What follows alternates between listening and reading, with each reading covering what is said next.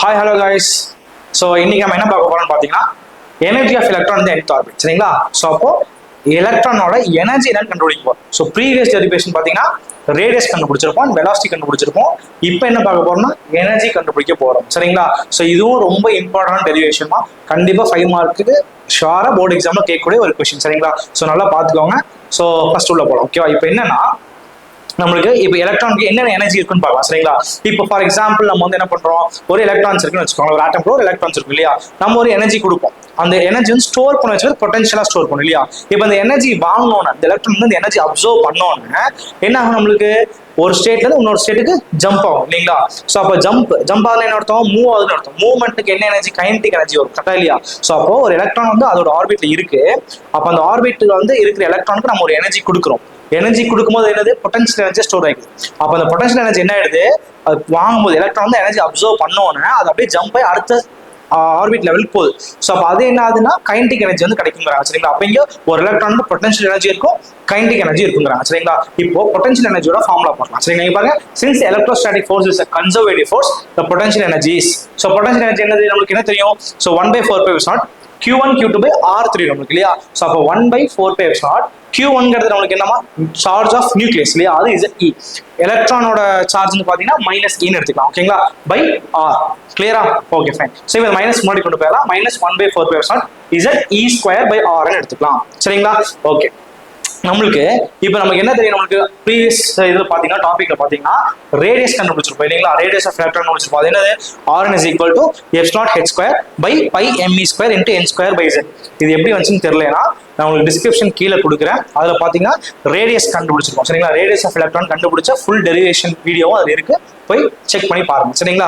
Okay fine. UN value என்ன ஆகும்னு பார்த்தீங்கன்னா, யூஎன் நம்மளுக்கு என்ன தெரியும், -1/4π0 இருக்கு, E² அப்படியே இங்க இருக்கு, இந்த Rnோட வேல்யூ இங்க இருக்கு. சரிங்களா? இந்த Rn எடுத்துக்கு அப்படியே இங்க சப்ஸ்டிட் பண்ண போறோம். ஸோ Rn நம்ம என்ன படிச்சோம், f0h² n² by πme² z படிச்சிருக்கோம். சரிங்களா? இப்போ அடுத்து என்ன பண்ணலாம்னு பார்த்தீங்கன்னா, இந்த ஹோல் டேர்ம் இங்க டினாமினேட்டர் இருக்கு, இந்த ஹோல் டேர்ம் அப்படியே ரெசிப்ரோகேட் பண்ணாம என்ன ஆயிரும், இது மேல நியூமரேட்டருக்கு வந்து, அப்போ நியூமரேட்டர் என்ன ஆகும்னா z இருக்கும், இங்க ஒரு E² இங்க ஒரு E² இருக்கா, அப்போ என்ன வருவீங்க, e⁴ ஆயிரும். சரிங்களா? அப்போ z e⁴ பேலன்ஸ் வந்து πm z.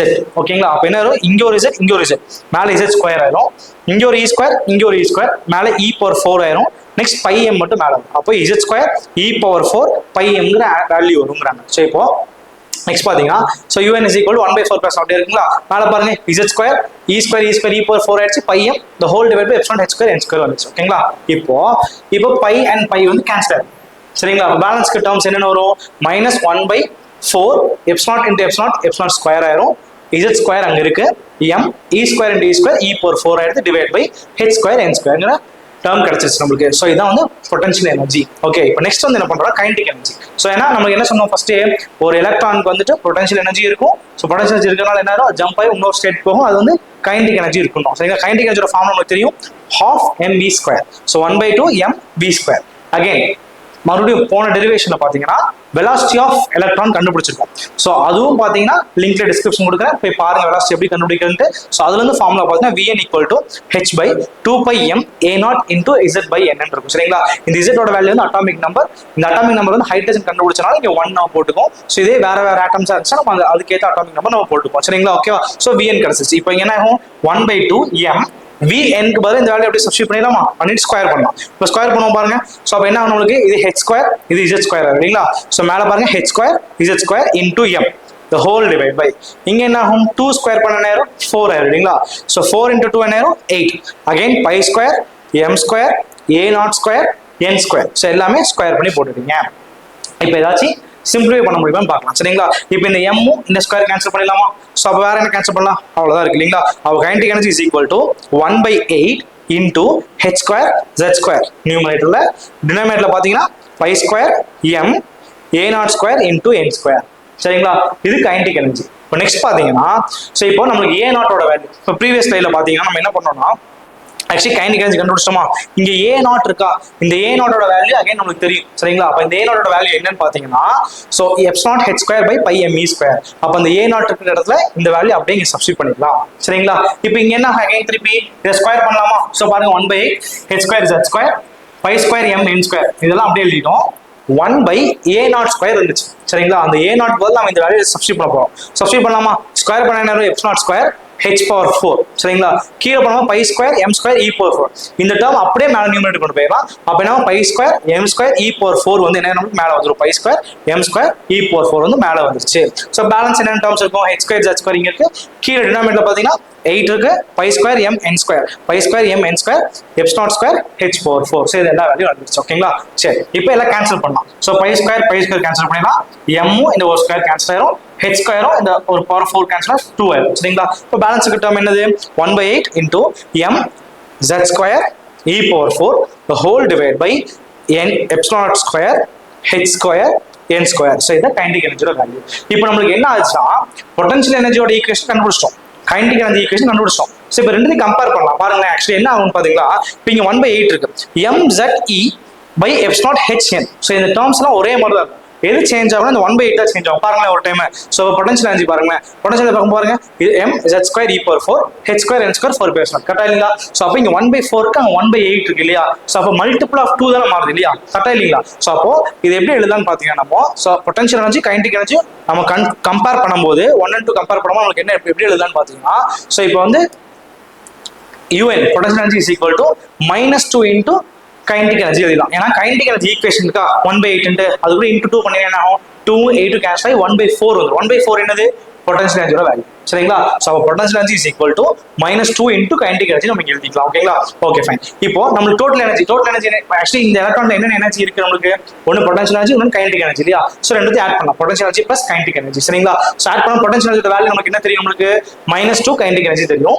ஸோ பொட்டன்ஷியல் எனர்ஜிக்கு பதிலா -2 kinetic energy plus kinetic energy. So minus into plus minus ஆயிரும். So 2 minus 1 வந்து 1 ஆயிரும். So minus kinetic energy ஆயிடுச்சு ஓகேங்களா. So kinetic energy ஃபார்ம் நமக்கு தெரியும் இல்லையா என்னது? So 1/8 m e power 4 divided by epsilon square h square into z square by n square சரிங்களா. So இது வரைக்கும் நமக்கு கிடைச்சிருச்சு. இப்போ நம்ம எடுக்க போறது என்னது? ஹைட்ரஜனோட அட்டாமிக் நம்பர் என்னது? 1. So இப்போ z பதிலா நம்ம 1 சப்ஸ்டிட்யூட் பண்ணிடலாம். So அப்ப en equal to -m e power 4 divided by 8 epsilon square h square into 1 by. So இந்த z பதிலா 1 சப்ஸ்டிட்யூட் பண்ணா 1 by n square into joule சரிங்களா. So okay fine. இப்போ இத கான்ஸ்டன்ட் வேல்யூ சப்ஸ்டிட்யூட் பண்ணலாமா? மாஸ் ஆஃப் எலக்ட்ரான், இது வந்து charge of electron, இது எப்சிலான் பெர்மிட்டிவிட்டி and h வந்து பிளாங்க்ஸ் கான்ஸ்டன்ட். இது எல்லாமே உங்களுக்கு ஆல்ரெடி தெரியும். So அந்த தெரிஞ்ச வேல்யூல சப்ஸ்டிட்யூட் பண்ணும்போது நமக்கு என்ன ஆகும்னா en is equal to -13.6 into 1 by n square electron volt ஆயிடும் சரிங்களா. So அப்ப இதுதான் நம்மளுக்கான nth லெவலோட எனர்ஜின்னு சொல்றாங்க சரிங்களா. Lower energy level. இப்போ first orbit n equal to 1 அப்ப இந்த வேல்யூ இருக்கு சரிங்களா.